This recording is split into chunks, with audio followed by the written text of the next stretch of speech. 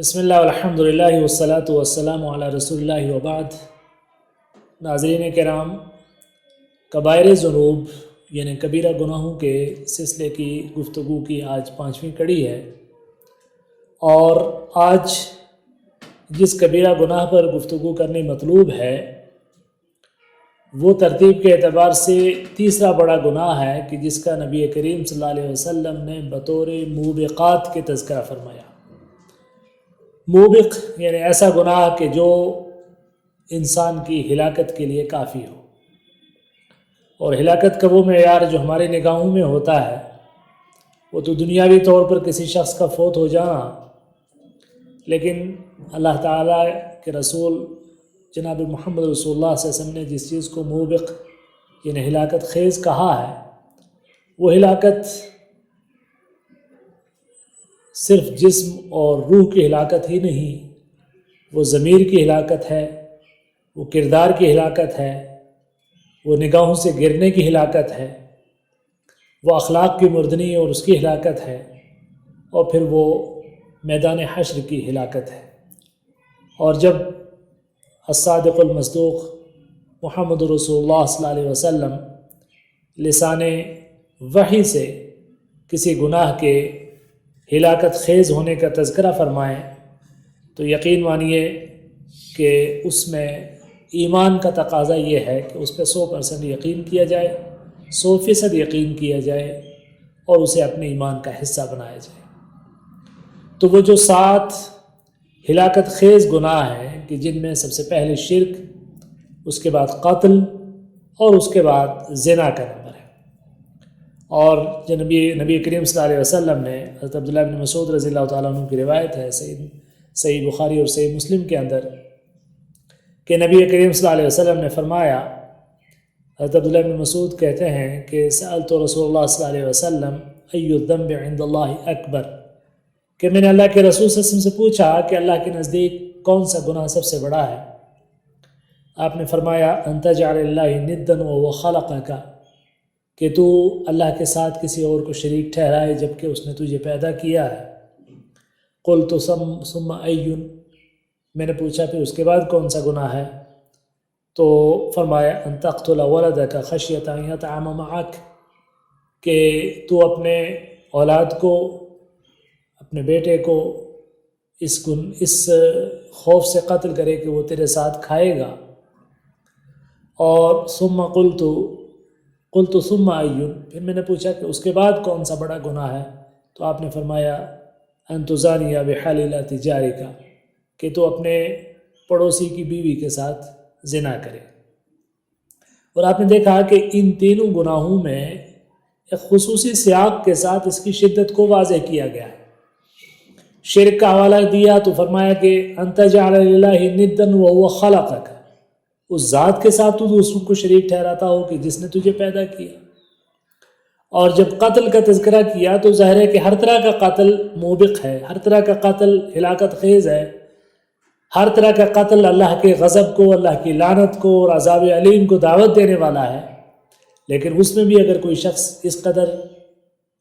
قسی القلب ہو جائے، اتنا شقی ہو جائے کہ وہ رحم مادر میں اپنے بیٹے کو، اپنی اولاد کو قتل کرنے کے ہیلے سوچے یا زندہ درگور کرنے کے طریقے سوچے، اور یہ سب سے بڑا گناہ ہے۔ اور زنا کے سلسلے میں فرمایا کہ ان تزانی بحلیلۃ جارک، کہ تو اپنے پڑوسی تک کی بیوی کو نہ بخشے اور اس کے ساتھ زنا کرے۔ تو زنا سارا کا سارا ہلاکت خیز ہے، لیکن زنا کی وہ خطرناک ترین شکل کہ جس کا اس حدیث میں تذکرہ کیا گیا وہ یہ ہے کہ آدمی اپنے ظاہر پڑوسیوں کے سلسلے میں،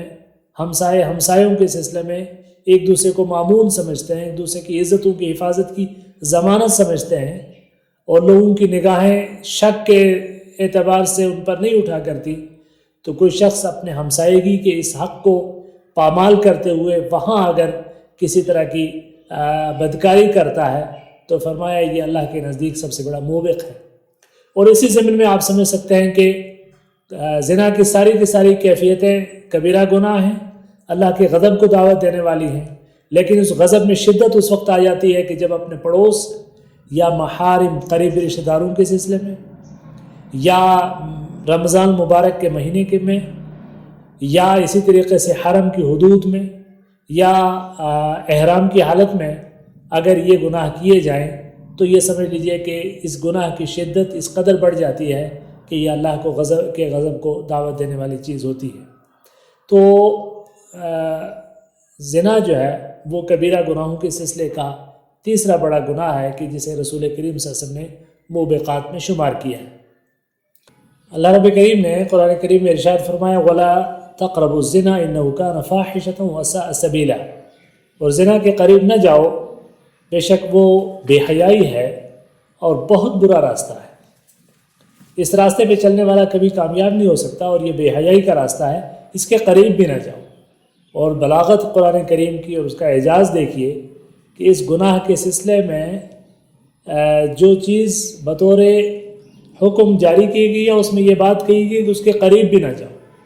اور قریب بھی نہ جانے کا مطلب یہ ہے کہ وہ راستے کے جو زنا کی طرف لے جانے کا سبب بنتے ہیں ان راستوں سے دور رہو۔ اور یہ دنیا کے تمام قوانین میں اسلام کی قانون سازی کا یہ کمال ہے کہ دنیا کے تمام قوانین جرم کے واقع ہونے کے بعد تعزیری اقدامات کرتے ہیں، اور دنیا کا ہر قانون جرم کے واقع ہونے کے بعد حرکت میں آتا ہے، لیکن یہ صرف اسلام ہے کہ جس نے اس انداز کی قانون سازی کی ہے کہ جہاں کسی ملک کا قانون حرکت میں آنے سے پہلے اخلاقی تعلیمات اس برائی کے راستے پر باندھ کا کام دیتی ہے، اور وہ تمام سوتے اور وہ تمام اسباب کے جو گناہ کی طرف لے جانے والے ہیں، شریعت ان سوتوں کو، ان اسٹریمز کو اور ان راستوں کو بند کرنے کی اسکیم کرتی ہے۔ چنانچہ فرمایا وَلَا تَقْرَبُوا الزِّنَا، زنا کے قریب بھی نہ جاؤ۔ اب زنا کے قریب نہ جانے کا مطلب یہ ہے کہ وہ سارے راستے کہ جو اس برائی کی طرف لے جانے والے ہیں اس سے دور رہو۔ اور وہ کون سے راستے ہو سکتے ہیں؟ وہ ہے بد نظری، چونکہ نگاہ جو ہے اللہ کے رسول صلی اللہ علیہ وسلم نے فرمایا کہ نگاہ ہی جو ہے اس سے زنا کی ابتدا ہوتی ہے، اور اس کی تصدیق یا تکذیب جو ہے وہ انسان کی شرمگاہ کرتی ہے۔ تو سب سے پہلا زنا نگاہوں کا زنا ہوتا ہے کہ جہاں سے ابتدا ہوتی ہے۔ تو بد نظری سے بچیں، اس لیے مردوں کے لیے غض بصر، قل للمؤمنین یغضوا من ابصارہم ویحفظوا فروجہم، مومنوں سے کہیے کہ وہ اپنی نگاہوں کو جھکا کے رکھیں اور اپنی شرمگاہوں کی حفاظت کریں۔ تو حفاظت کا سب سے پہلا طریقہ یہ بتایا گیا کہ اپنی نگاہوں کو محارم کی طرف دیکھنے سے اپنی نگاہوں کو بچا کے رکھیں۔ اور یہ بد نظری ایک ایسی برائی ہے کہ جو ابتدا ثابت ہوتی ہے ساری کی ساری بدکاریوں کی۔ تو فرمایا کہ سب سے پہلے بدکاری سے، نگاہوں کی بدکاری سے بچیں، اور پھر اس کے بعد وہ تمام موسیقی، گندی قسم کی موسیقی، ہیجان انگیز قسم کے وہ گانے کہ جو اس برائی کے لیے راستہ فراہم کرتے ہیں، پھر وہ فلمیں اور اس طرح کے تمام غیر اخلاقی اور مخرب اخلاق جو چیزیں ہیں کہ جن کو دیکھنے کے بعد انسان کی طبیعت اور اس برائی کی طرف آمادہ ہوتی ہے، ان راستوں سے بچانے کی کوشش کی گئی ہے۔ اسی طریقے سے خلوت، اجنبی اور غیر محرم خواتین کے ساتھ خلوت جو ہے، ان کے ساتھ اکیلے ہونا یا ان کی مجلسوں میں خلا ملا، یہ سارے کے سارے بھی اس برائی کے لیے راستہ فراہم کرتے ہیں۔ اور آج کے جدید دور میں جتنے بھی انٹرنیٹ کے سارے وسائل ہیں وہ بھی اس برائی کے لیے سب سے پہلے پل کا کام دیتے ہیں۔ تو فرمایا کہ ان تمام راستوں سے اپنے آپ کو بچاؤ، وَلَا تَقْرَبُوا الزِّنَا، زنا کے قریب بھی نہ جاؤ، إِنَّهُ كَانَ فَاحِشَةً، بے شک وہ بے حیائی ہے، وَسَاءَ سَبِيلًا، اور بہت برا راستہ ہے۔ اور اللہ تعالیٰ نے جب مومنوں کی صفات بیان کی تو اس میں فرمایا کہ وَالَّذِينَ لَا يَدْعُونَ مَعَ اللَّهِ إِلَٰهًا آخَرَ، کہ وہ لوگ کہ جو اللہ کے سوا کسی اور معبود کو نہیں پکارتے، وَلَا يَقْتُلُونَ النَّفْسَ الَّتِي حَرَّمَ اللَّهُ إِلَّا بِالْحَقِّ، اور کسی ایسی جان کو قتل نہیں کرتے کہ جسے اللہ نے حرام ٹھہرایا ہے مگر حق کے ساتھ، یعنی کسی قصاص یا کسی اور حد میں تعزیر کے طور پر نہیں قتل کرتے، تو قتل کرتے ہیں، اس کے علاوہ کسی صورت میں بھی کسی انسانی جان کے قریب نہیں جاتے۔ اور فرمایا وَلَا يَزْنُونَ، اور اسی طریقے سے وہ زنا نہیں کرتے، وَمَنْ يَفْعَلْ ذَلِكَ يَلْقَى أَثَامًا، اور جس نے ایسا کیا، ان گناہوں کا ارتکاب کیا، وہ اس نے ایک بڑی ہلاکت کے وہ قریب پہنچا، اس نے ہلاکت کو پا لیا، تو اور بڑے گناہ کو پایا۔ تو اس بڑے گناہ سے بچنے کے لیے ان راستوں سے بچنے کی ضرورت ہے، اور ایک پکا مومن وہی ہو سکتا ہے کہ جو ان راستوں سے بچ جائے، چونکہ ایمان اور یہ گناہ یہ منافی چیزیں ہیں۔ ایمان، کسی ایک جسم میں ایمان بھی ہو اور اس میں یہ برائیاں بھی ہوں، یہ ایک ساتھ جمع نہیں ہو سکتی۔ چنانچہ سنن ابو داؤد میں اور سنن ترمذی میں رسول کریم صلی اللہ علیہ وسلم کی حدیث ہے، اذا زنى العبد، کہ جب کوئی شخص بندہ اللہ کا زنا کا ارتکاب کرتا ہے، خرج منہ الایمان، اس سے ایمان نکل جاتا ہے، فکان فوق راسہ کالظلہ، اور وہ ایمان اس برائی کی حالت میں اس کے سر کے اوپر سے اٹھ کے ایک اس کے اوپر جو ہے اس کے جسم سے نکل کر اس کے اوپر ایک سائبان بن کر اور ایک چھتری بن کر تن جاتا ہے۔ اور فرمایا فَإِذَا خَرَجَ مِنْ ذَلِكَ الْعَمَلْ عَادَ إِلَيْهِ الْإِيمَانِ، اور جب آدمی اس برائی سے نکلتا ہے تب ایمان دوبارہ اس جسم کے ساتھ لوٹتا ہے۔ اب آپ تصور کیجئے کسی آدمی کی موت اگر اسی برائی کی حالت میں آ جائے تو گویا وہ ایمان سے خالی ہو کر دنیا سے جائے گا اور اس کے اور کسی کافر میں کوئی فرق نہیں رہے گا۔ اس لیے برائی کی ان ساری صورتوں سے بچیں، اور جیسے میں نے پہلے عرض کیا کہ اسلام نے جن بنیادی حقوق کا تحفظ کیا ہے اور اسلامی شریعت کے جو بنیادی مقاصد متعین ہوئے ہیں اس میں ایک حفظ النسل بھی ہے کہ انسانی نسب اور اس کی نسل کی حفاظت کی جائے، اور اس میں جو اختلاط زنا کے ذریعہ ہوتا ہے اس سے بچنے کی کوشش کی جائے، اور جو اس حق کو پامال کرنے کی کوشش کرتا ہے اسلامی شریعت کا قانون تعزیر اس میں حرکت میں آتا ہے، اور شخص کے لیے اگر وہ شادی شدہ ہے تو اسے قتل کرنے کا حکم ہوتا ہے رجم کی صورت میں، اور اگر وہ غیر شادی شدہ ہے تو اس کو 100 کوڑے لگائے جاتے ہیں۔ اور یہ سارے کے ساری چیزیں، یہ ساری تعزیرات دنیا میں ہیں، اور اگر کہیں اسلامی قوانین موجود نہیں ہیں اور اس کا نفاذ نہیں ہے اور وہ ان سزاؤں سے، دنیاوی سزاؤں سے بچ جاتا ہے اور وہ اپنے گناہوں پر مزید اصرار کرتا ہے اور وہ یہ سمجھتا ہے کہ اس کا گناہوں سے بچ جانا اس کی کوئی بہادری ہے اور اس کے لیے کوئی فائدے کی چیز ہے، اسے جاننا چاہیے کہ یہ اس کے لیے انتہائی خسارے کی بات ہے۔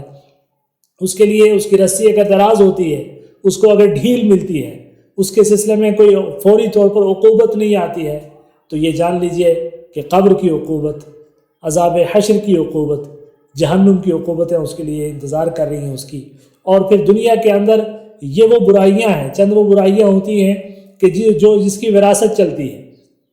کہ جو 10 نسلوں میں منتقل ہوتی ہے، جو بیٹوں میں منتقل ہوتی ہے، جو بیٹیوں میں منتقل ہوتی ہے، جو بیوی میں منتقل ہوتی ہے، اور پھر وہ برائی اس کی کبھی کبھی کچھ گھرانوں کی پہچان بن جاتی ہے۔ اس جو ہے پہچان سے بچنے کی ضرورت ہے اور اللہ تعالیٰ کو راضی کرنے کی ضرورت ہے، اور اس کے لیے یہ ہے کہ إِلَّا مَنْ تَابَ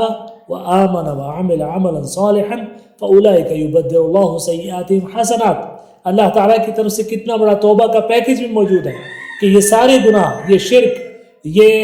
قتل، اور پھر اس کے بعد یہ زنا اور اس طرح کے برائی کے کام کرنے کے بعد بھی جو کوئی توبہ کر لے اور اس کے بعد نیک اعمال کر کے ان برائیوں کے اثرات کو مٹانے کی کوشش کرے، تو اللہ تعالیٰ اس کی نہ صرف یہ کہ برائیوں کو مٹا دے گا بلکہ ان کی برائیوں کے بدلے اللہ تعالیٰ ان کو بھلائیاں عطا فرمائے گا۔ لہٰذا جب تک سانس میں سانس ہے، جب تک جان میں جان ہے، اور جب تک زندگی کی رمق باقی ہے، اور جب تک اللہ تعالیٰ کی طرف سے صحت اور قوت کے ساتھ مواقع موجود ہیں، اللہ کے حضور توبہ کی طرف کے ساتھ رجوع کرنا اور اس سے اپنے گناہوں کی معافی اور ایک پاکیزہ زندگی گزارنے کا آغاز کیا جانا چاہیے، اور وہ تمام راستے کے جو برائی کی طرف لے جاتے ہیں ان راستوں سے اپنے آپ کو بھی بچائیں، اپنے اہل و عیال کو بھی بچائیں۔ اللہ کے نبی جناب محمد رسول اللہ صلی اللہ علیہ وسلم نے فرمایا تھا کہ اس شخص کو کہ ایما رجل استرعاہ اللہ رعیت، ما من عبد استرعاہ اللہ رعیت وهو غاش لرعیتہ لم یرح رائحۃ الجنہ، کہ کسی بھی شخص کو اللہ تعالیٰ اگر کوئی رعیت عطا فرمائے، اس کو ذمہ داری عطا فرمائے ایک گھرانے پر یا ایک ملک پر یا ایک طبقے پر یا ایک جماعت پر یا ایک سسٹم پر، اور اس میں وہ دھوکہ دھڑی سے کام لیتا ہے، غش سے کام لیتا ہے، تو وہ جنت کی ہوا بھی نہیں پائے گا۔ ائمہ کرام نے اور اہل علم نے اس حدیث کے تحت ذکر کیا ہے کہ جس گھر کا سربراہ خانہ اپنے گھر کے اندر وہ تمام منکرات کو لانے کا موجب ہوتا ہے کہ جس کے ذریعے لوگ برائیاں کرتے ہیں، تو فرمایا کہ وہ شخص جو ہے جنت کی ہوا بھی نہیں پائے گا۔ اور دوسری حدیث میں اللہ کے رسول صلی اللہ علیہ وسلم نے فرمایا کہ دیوس شخص جو ہے وہ جنت کی ہوا نہیں پائے گا۔ تو دیوس کے بارے میں صحابہ نے پوچھا کہ یہ دیوس کون ہے؟ فرمایا کہ جو اپنے گھر میں اپنے اہل عیال کو، اپنے بیوی کو، اپنے بہن کو، اپنے بیٹی کو برائیوں میں ملوث دیکھے اور اس پہ خاموشی اختیار کرے اور اس پہ جو ہے نکیر نہ کرے، اسے روکنے کی کوشش نہ کرے، وہ آدمی دیوس ہے اور وہ جہنم کا مستحق ہے، وہ جنت کی ہوا بھی نہیں پائے گا۔ اب آپ تصور کیجئے کہ اس وقت پوری دنیا کا سارا جو نظام ہے،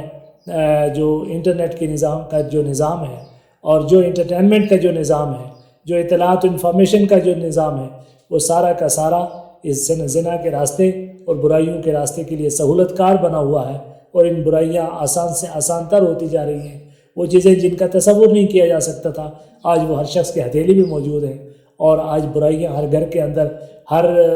خلوت کے اندر اور ہر جلوت کے اندر موجود ہیں، اور اس میں اگر ان برائیوں کے آگے باندھ نہ باندھا گیا تو پھر یہ ہوگا کہ پھر انسان